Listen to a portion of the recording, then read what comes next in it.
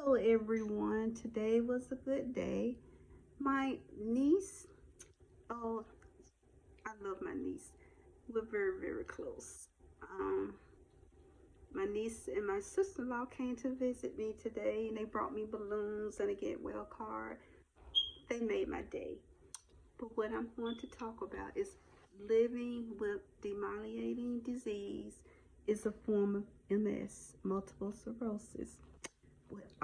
My form of multiple sclerosis is called secondary progressive, and I'm going to tell you how I cope and how things that I do to keep my memory and my focus together.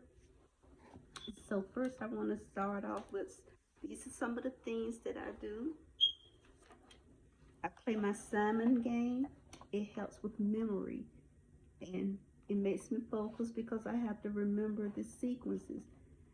I don't get real far with it, but sometimes I do pretty good. I do coloring. Coloring makes me focus.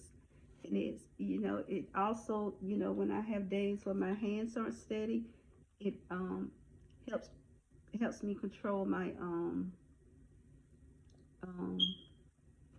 helps me control my fingers. I do word searches.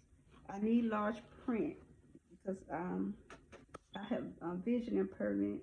Um, so I use large print, and I love my word focus because this is enough words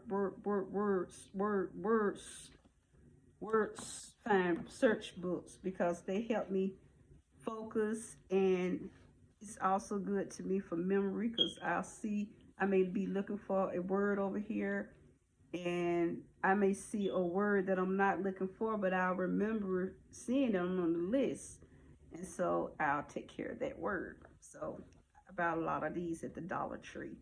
Dollar Tree have really good word search. I don't do crossword puzzles or anything involving numbers because I can't do those. I can't do those. And puzzles. Puzzles are a big thing for me. I bought these. This one is, I can't, because I love dogs. I love dogs. Ooh. If my Dusty wasn't spoiled, I probably would have me another dog, but then my husband would not agree to that. No. No. He wasn't agreeing with Dusty, but within a week, he fell in love with Dusty. Now he calls him his good buddy. But I have a card table that I do my puzzles on. And so puzzles are my biggest thing, really, for memory and focus. My puzzles, I always do the edges first and get the corners out the way first. And so this is a 300-piece puzzle. So this would take me a long time. Usually it takes me about 3 months to do one of these. Because there are times, I will get frustrated because I get frustrated if I don't remember everything about putting it together. And the way I deal with the frustration of not remembering, I just leave it alone. Because if I don't, I won't do it. I won't go back to it. And this is another puzzle because I was raised in the country, so I love farm scenes. So this is also a 300-piece. I got these from Walmart for $5. So this is something I like to do. Reading. This is that book, The Passing by Nella Larsen. I saw the movie. I think it's on Netflix. I think I saw it on Netflix. Not sure, but it's a really good book. It's about these two friends back in I think back in the 50s, but they're African American. They're black, but they can pass for white, and one of them has never passed because that's not what she wants to do. So she's married to a dark-skinned doctor. They live in Harlem. They live a really good life. And she runs into her friend who has never passed for black. She's married to a white businessman. He doesn't know she's black, and he thinks she's white, and she, so. But you have to read the book. If you have Netflix, look at the movie The Passing. But back to what I'm trying to explain. I finally made it to this. I bought this book in November, and when it comes to reading, I have to read something over and over again so I can understand it. So it doesn't click right then, or I get lost in what I was reading. So I read a little bit at a time, but I'm really enjoying this book. And because if I hadn't seen the movie, it'd be a little complicated. But because I've seen the movie, I'm really enjoying the book. So that's things that I do. And we're going to talk about living with it. And I was diagnosed in 2009. And, imagine like one day, some years ago, I got to a stop sign and couldn't remember how I got there. And I was at this stop sign and my mind was blank and I didn't remember driving down the street. And then I was getting the brake pedal and the gas pedal confused. And I would be in my local Walmart, my Walmart. And I would walk in Walmart and I didn't remember the layout of the store. And that was the most scariest thing. And when on my job, I was really trying to hide it because they had accommodated all my physical disabilities for like 15 years, but they couldn't accommodate my neurological issues.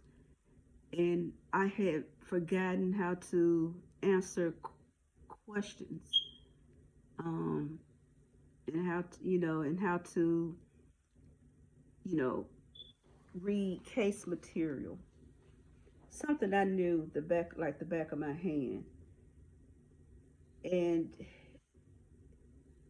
so my job had asked for an analysis from my neurologist, and my neurologist had sent the analysis back and said that he wouldn't clear me to work any job. So I had to go out on disability, and so I get my state pension and I get SSDI. Yes, the government, not Fed's not giving me anything. I don't get SSI, but for those that do, that's fine. I get SSDI. I work for that. I've been working since I was 14. I paid into that system, so that's why I get SSDI. That's money that I paid into the system. It's like Social Security on layaway. And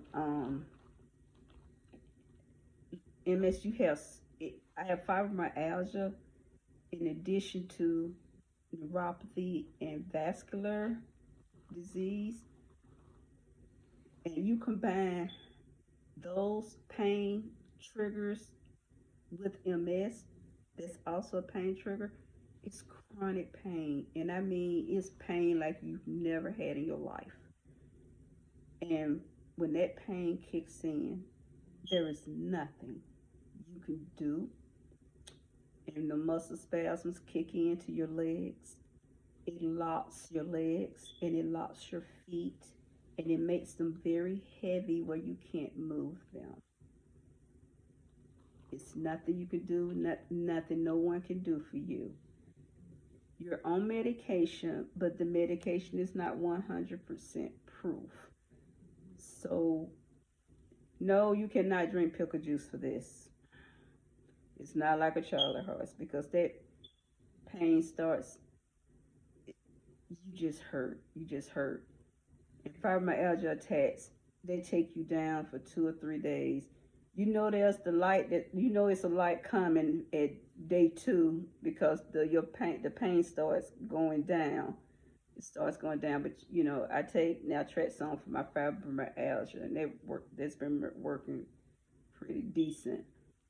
And but the medicine I take for my memory and things, I take dementia. It's a medication for dementia. It treats dementia for memory, but I don't have dementia, but they treat it like dementia. But I have a very good support system. I have my sister, my husband, my son and daughter. I have my niece. I have my sister-in-law. I have my mother-in-law. I have a really good support system. And I mean, when I say support system, they really help me, you know, and encourage me to stay strong. And I stay strong anyway. And this YouTube channel is my outlet. So I found this outlet, and I'm really looking forward to it. And I'm really having a lot of fun with the videos, because my neurologist said enjoy and do everything you love to do, and because one day eventually you're going to need a lot of help.